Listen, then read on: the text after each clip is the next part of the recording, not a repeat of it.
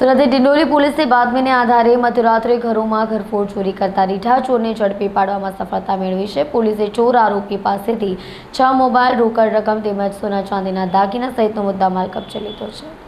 ઘરમાં લોકો સૂતા હોવા છતાં ઘરમાં બિલ્લી પગે બિંદાસ પહોંચે ફ્રીજ કે ટેબલ ઉપરથી નાની મોટી ચોરી તો ઠીક, હેંગર ઉપર લટકાવેલા કપડામાંથી પણ રોકડ ચોરી કરતા અઢંગ ચોર શામુ ઉર્ફે ઇસ્માઇલ સરોજને ડિંડોલી પોલીસે દબોચી 4 ઘરફોડ ચોરીનો ભેદ ઉકેલી 1.64 લાખની મત્તાનો મુદ્દામાલ કબજે લીધો છે। પરંતુ આ ચોર પોતે એટલી બધી ચોરી કરી હતી કે તેને પણ યાદ નહીં હોવાનું જણાવ્યું હતું।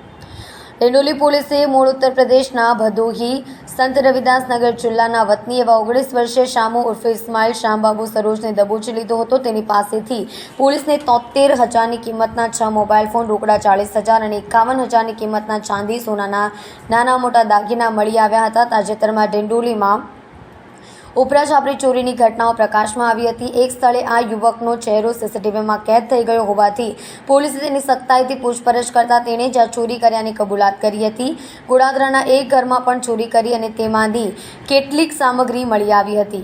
લબરમુછીઓ શામુ ઉર્ફે ઇસ્માઇલની એક અત્યંત નીડર છે। માત્ર બંધ મકાનને જ નહીં, જે મકાનમાં લોકો સૂતા હોય તેમાં પણ ચોરી કરતા અચકાતો ન હતો। રાત્રે 2 થી 4 વાગ્યે જ્યારે ગાઢ ઊંઘ આવતી હોય તે સમયને ચોરી કરવા પસંદ કરતો હતો। અવાજ નહીં થાય તે માટે ઉઘાડા પગે ચોરી કરવા નીકળતો હતો। બંધ મકાનમાં તિજોરી તોડતો, પરંતુ જેમાં સદસ્યો સૂતા હોય તેમાં તિજોરીને બદલે ટેબલ, ખુરશી કે ફ્રીજ, પલંગ ઉપર જે વસ્તુઓ પડી હોય તે ચોરી લેતો। હેંગર ઉપર લટકાવેલા કપડામાંથી પર્સ કે રોકડ ચોરી લેવા છતાં કોઈને ખબર પડતી ન હતી।